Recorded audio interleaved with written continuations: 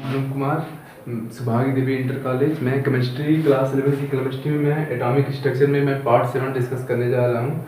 तो मैंने देखा था कि मैंने रदरफोर्ड का परमाणु मॉडल डिस्कस कर दिया था, उसको मैंने पूरा बता दिया था। अब उसका कमी क्या है, ठीक है। तो रदरफोर्ड का परमाणु मॉडल मैं एक बार रिपीट कर दे रहा हूँ। उसमें क्या था, उन्होंने रेडियोएक्टिव पदार्थ से उन्होंने क्या किया, अल्फा किरण को निकाला और उस अल्फा किरण को उन्होंने क्या किया, लेड की पतली पन्नी से गुजारा, जिसमें क्या था, छिद्र था। जो अल्फा किरण निकलती थी वो कई दिशाओं में निकलती थी, ठीक है। जैसे ही उस छिद्र से गुजरती थी क्या हुआ, वो अल्फा किरण क्या होता, सिर्फ एक दिशा से होके गुजर रही थी, ठीक है।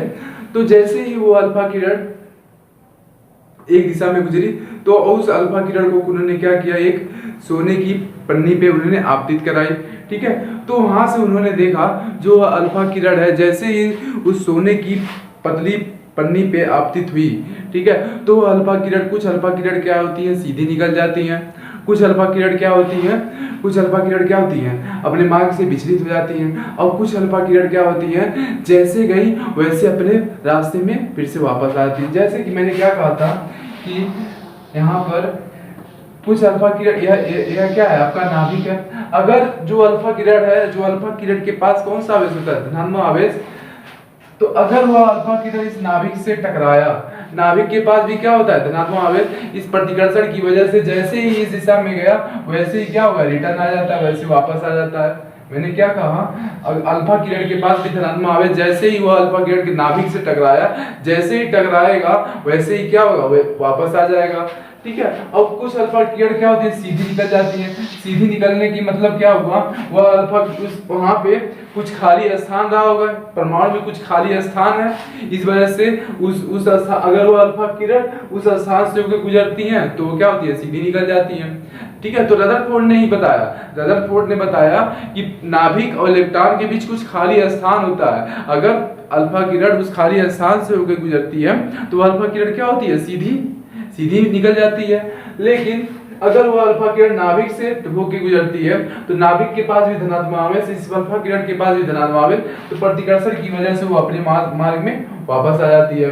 और अब देखो उन्होंने क्या कहा, कुछ अल्फा किरण होती है, अगर अल्फा किरण इस नाभिक से होके गुजरती है, नाभिक के पास से होके गुजरती है, ठीक है, नाभिक से अगर पास से होके गुजरती है, जैसे कि मैंने ये कहा एकदम नाभिक के पास से होके गुजरती है, तो यह अल्फा किरण प्रतिकर्षण की वजह से इस अपनी मार्ग से क्या होती है, विचलित हो जाती है।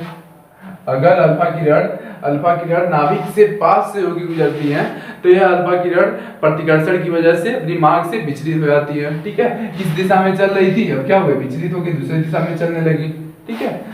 तो यही था, उन्होंने यही उन्होंने रदरफोर्ड ने यही कहा, उन्होंने सबसे बड़ा कॉन्सेप्ट दिया कि नाभिक और इलेक्ट्रॉन के बीच कुछ खाली स्थान होती है, इसी वजह से जब कोई अल्फा किरण इस खाली स्थान में जाती है तो सीधी निकल जाती है।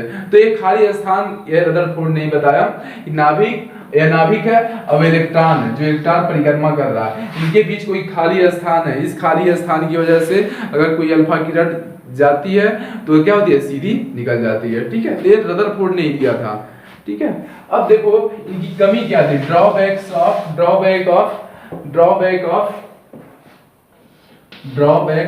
मतलब कमी, drawback of Rutherford atomic model, drawbacks of Rutherford atomic model, Rutherford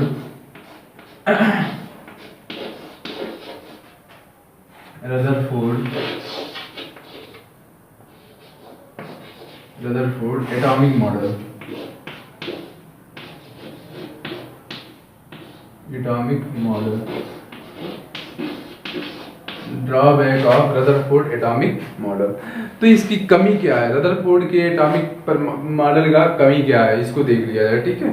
तो देखो जैसे कि यहाँ पे क्या था कि जो भी हमारा सौर मंडल है, ठीक है, जैसे सौर मंडल है, तो सौर मंडल में जो सूरज है, यह सन है, यह क्या है, माना सन है।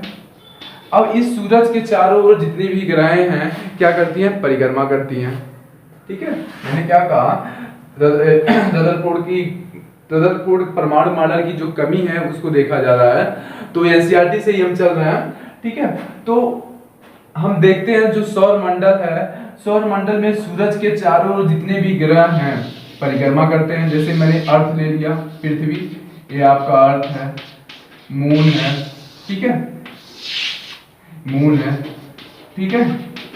तो हमने देखा कि जो सौरमंडल में सूरज के चारों ओर जितने भी ग्रह हैं वो क्या करती हैं, सूरज के चारों ओर परिक्रमा करती हैं। यह है आपका सूरज के चारों ओर, यह है अर्थ, पृथ्वी यह परिक्रमा करेगी सूरज के चारों ओर, फिर चंद्रमा भी करेगा सूरज के चारों ओर, ठीक है। तो ये जो ग्रह हैं, मून को मैं यहाँ पे इसको मैंने अर्थ मान लिया, अर्थ को भी मैंने इसकी इस तरह से प्रदर्शित कर रहा हूँ, और मून को भी मैंने इस तरह से प्रदर्शित कर रहा हूँ, ठीक है। तो ये क्या होती है, जितने भी ग्रह होती है वो क्या होती है, परिक्रमा करती हैं। तो यह परिक्रमा किस बल के आधार पर करती है उसको देखा जाए तो सौरमंडल में जितने भी ग्रह हैं वह सूरज के चारों ओर क्या करती है, परिक्रमा करती हैं। यह जो बल, यह गुरुत्वाकर्षण बल के आधार पर करती है। जो गुरुत्वाकर्षण बल होता है वह Fg × m1 × m2 upon r², ठीक है। तो मैंने क्या कहा, सौरमंडल में जितने भी ग्रह हैं सूरज के चारों ओर परिक्रमा करती हैं। यह परिक्रमा किस बल के आधार पर करती हैं, वो क्या है, उस बल को हम क्या कहते हैं, गुरुत्वाकर्षण बल कहते हैं। यह बराबर क्या होता है, G m1 m2 r²। यह m1 क्या है, माना कि यह m1 क्या है, सूरज का द्रव्यमान है, और m2 क्या है, पृथ्वी का द्रव्यमान है, ठीक है। और यह r क्या है, इन दोनों के बीच की दूरी है, ठीक है। फिर से मैंने क्या कहा, यह सन है, सन, और यह आपकी पृथ्वी है, यह क्या कर रही है, इसकी परिक्रमा कर रही है, अर्थ, ठीक है, परिक्रमा कर रही है। माना इसका द्रव्यमान m2 है और इसका द्रव्यमान क्या है, m1 मान लिया मैंने। अब इनके बीच की दूरी क्या है, r1 मान लिया, ठीक है, तो r मान लिया, ठीक है। तो यह परिक्रमा किस बल के आधार पर करती है, उस बल को हम क्या कहते हैं, गुरुत्वाकर्षण बल कहते हैं, ठीक है।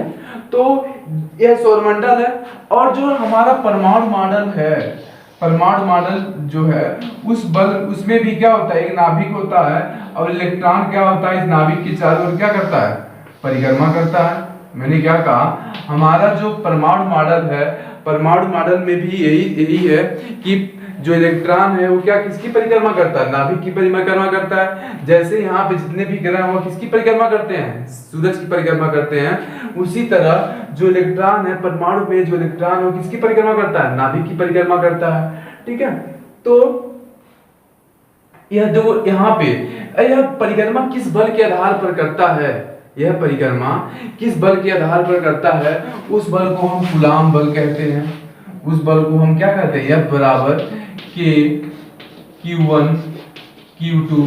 फिजिक्स में आप लोगों ने पढ़ी होगी, अभी नहीं शुरू होगा, पेपर सेकंड में है, आपका पहला चैप्टर है, सर इंटर 12th में पहला चैप्टर है, कूलाम्स लॉ, उसमें पता चल जाएगा। यह बराबर क्या है, Q1 Q2 r² upon r²। तो यह Q1 और Q2 क्या है, इस Q1 और Q2 के बारे में हमने मिल्टन ऑयल ड्रॉप में सीख लिया था, ठीक है। मिल्टन तेल बूंद की मॉडल में क्या किया था, हमने सीख लिया था। Q बराबर क्या होता है, Q बराबर जो होता है Ne होता है, आवेश, ठीक है। Q क्या है, आवेश है, ठीक है। अगर दो इलेक्ट्रॉन, यहाँ पे देखो, यहाँ पे इसका कितना आवेश है, ठीक है, इस पे कितने आवेश है और इस पर कितना आवेश है, ठीक है। तो माना यह क्या है, नाभिक का प्रोटॉन का आवेश, और यह क्या है, इलेक्ट्रॉन का आवेश। यह क्या है, प्रोटॉन का आवेश, यह प्रोटॉन का आवेश है माना, और Q1 क्या है, Q1 माना प्रोटॉन का आवेश, चार्ज ऑफ प्रोटॉन। इस नाभिक में कितना आवेश है, कितनी धनात्मक चार्ज है, ठीक है, कितनी धनात्मक आवेश है, charge of proton, charge of proton, Q2 charge of electron, तो इलेक्ट्रॉन का आवेश, ठीक है।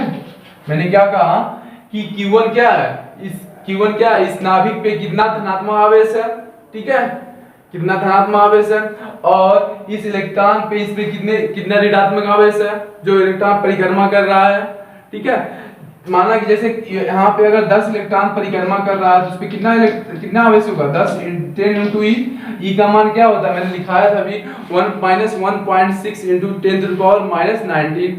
ठीक है, माना कि अगर यहाँ पे इस नाभिक में 10 प्रोटॉन होगा तो 10 इलेक्ट्रॉन भी तो होगा। ठीक है, तो यहाँ पे 10 इलेक्ट्रॉन परिक्रमा कर रहा है तो उसका आवेश क्या होगा 10 में 1.6 इंटू 10 टू पावर माइनस 19। मैंने ये आपको मोलिक्यूलर तेल बूंद विधि में मैंने बताया भी था। Q बराबर क्या था, Q बराबर यानी था जहां पर E बराबर क्या था minus 1.6 into 10 to the power minus 19 coulomb. ठीक है, ये मोलिक्यूलर ऑयल ड्रॉप मेथड था।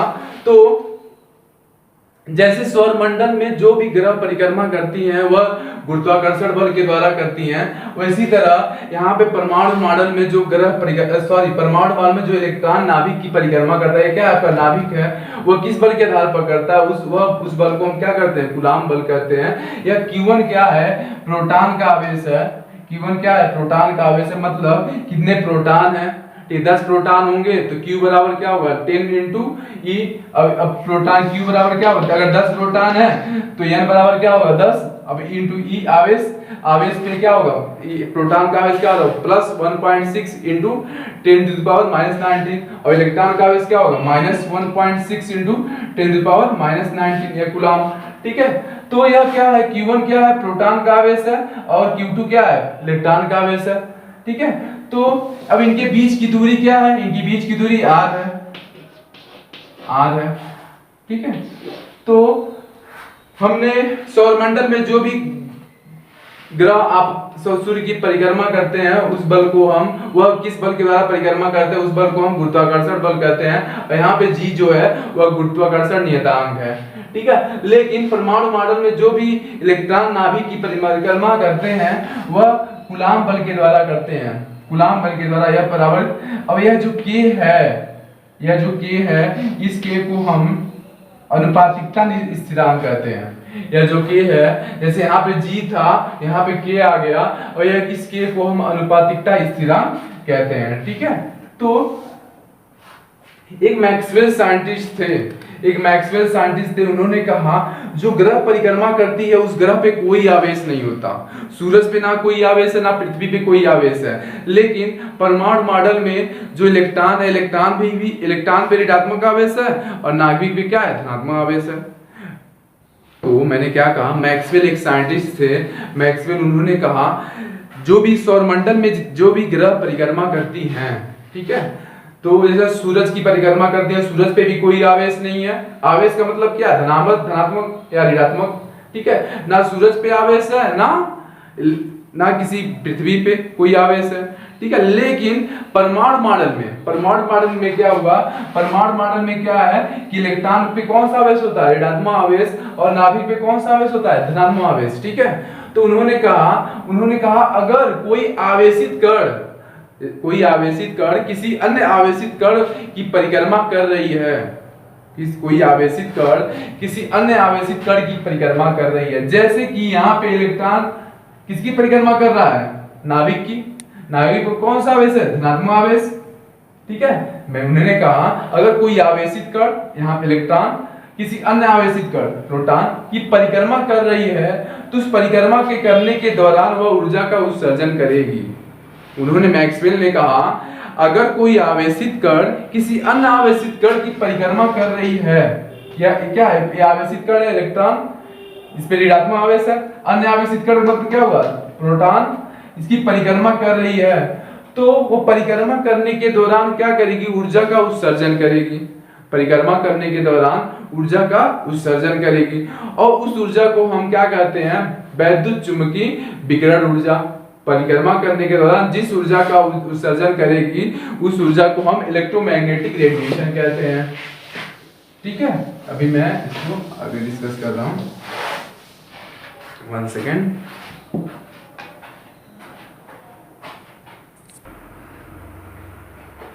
तो मैक्सवेल साइंटिस्ट थे, उन्होंने कहा अगर कोई भी आवेशित कण किसी दूसरे अन्य आवेशित कण की परिक्रमा कर रही है कोई आवेशित कण किसी दूसरे अन्य आवेशित कण की परिक्रमा कर रही है तो एक अवस्था ऐसी आएगी, जैसे मैंने क्या कहा, यह इलेक्ट्रॉन है, यह इलेक्ट्रॉन क्या कर रहा है, परिक्रमा कर रहा है, परिक्रमा करते करते करते करते एक अवस्था ऐसी आएगी कि नाभिक पर ही गिर जाएगा।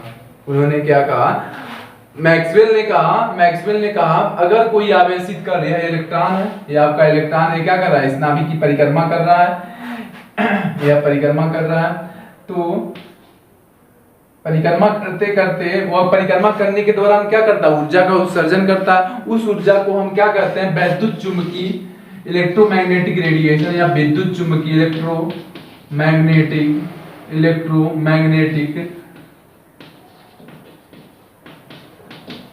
मैग्नेटिक रेडिएशन, उस ऊर्जा को हम इलेक्ट्रोमैग्नेटिक रेडिएशन कहते हैं या विद्युत चुंबकीय विकिरण कहते हैं।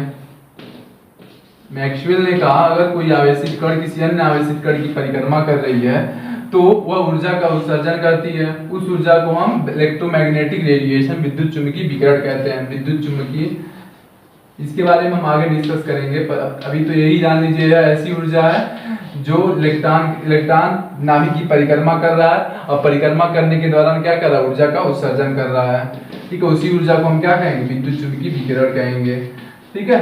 तो ऊर्जा का उत्सर्जन कर रहा है, पहले इसकी जो यहां से यहां तक की त्रिज्या क्या थी, ज्यादा थी, जैसे जैसे ऊर्जा का उत्सर्जन करेगा इसकी त्रिज्या घटती जाएगी, ठीक है। अब एक ऐसी स्थिति आएगी कि यहाँ पे हो जाएगी, अब एक ऐसी अवस्था आएगी कि इस नाभिक पर भी गिर जाएगा। फिर से समझ लो, उन्होंने क्या कहा,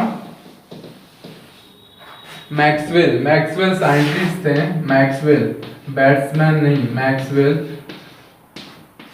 मैक्सवेल ने कहा अगर कोई आवेशित कण परिक्रमा कर रहा है तो एक धीरे धीरे परिक्रमा करते एक अवस्था ऐसी आएगी कि क्या होगा, ये नाभिक पर ही गिर जाएगा। तो यह आपका इलेक्ट्रॉन है, ऐसे परिक्रमा किया, ऐसे बना लो, ऐसे करते करते गया,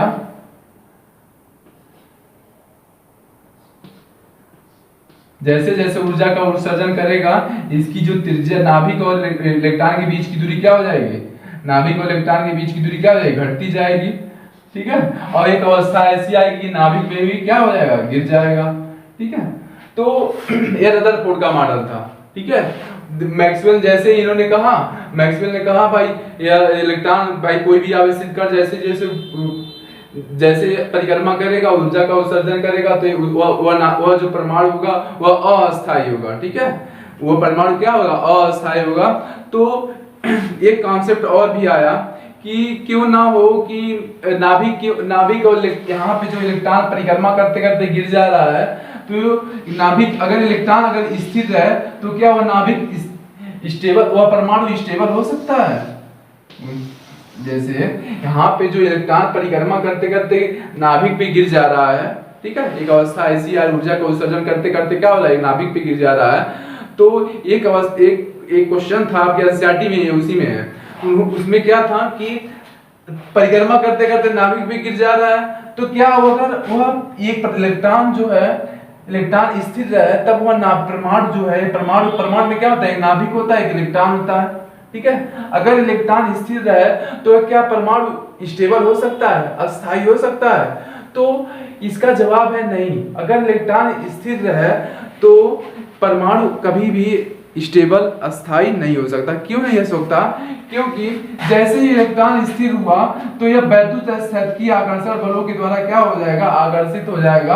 अब यह जो इलेक्ट्रॉन है ऑटोमेटिक तुरंत बिना परिक्रमा किए तुरंत इस पे गिर जाएगा, नाभिक पे आ जाएगा।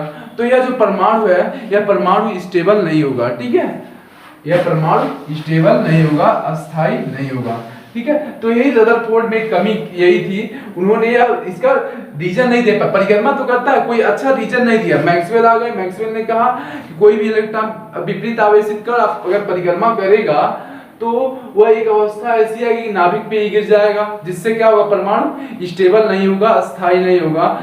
और फिर क्या था कि अगर परिक्रमा करते करते गिर जा रहा है तो अगर परिक्रमा ना करे तो वह परमाणु क्या अस्थाई होगा? तो इसका जवाब है नहीं। ठीक है, क्यों नहीं? क्योंकि जैसे ही इलेक्ट्रॉन स्टेबल होगा, स्थिर होगा, तो यह क्या होगा? वैद्युत स्थैतिकी आकर्षण बलों के द्वारा आकर्षित हो जाएगा और यह नाभिक पे क्या हो जाएगा? गिर जाएगा। तो रदरफोर्ड ने कोई इलेक्ट्रॉन की संरचना नहीं दिया कि कैसे इलेक्ट्रॉन गति करता है, किस वजह से गति को तो करता है, गिरता भी नहीं है, किस वजह से गति करता है उसका कोई रीजन नहीं दिया। इस वजह से इस वजह से जो रदरफोर्ड मॉडल है उतना सक्सेस मॉडल नहीं है, उतना सफल मॉडल नहीं है। ठीक है, तो यह था आपका रदरफोर्ड मॉडल। ठीक है, अब हम इसकी आगे की क्लास आगे रदरफोर्ड का नाम दोस्त था, रदरफोर्ड में क्या कमियां थी। ठीक है, अब इसके जो आगे की टॉपिक हम अगले क्लास में डिस्कस करेंगे। ठीक है, थैंक यू।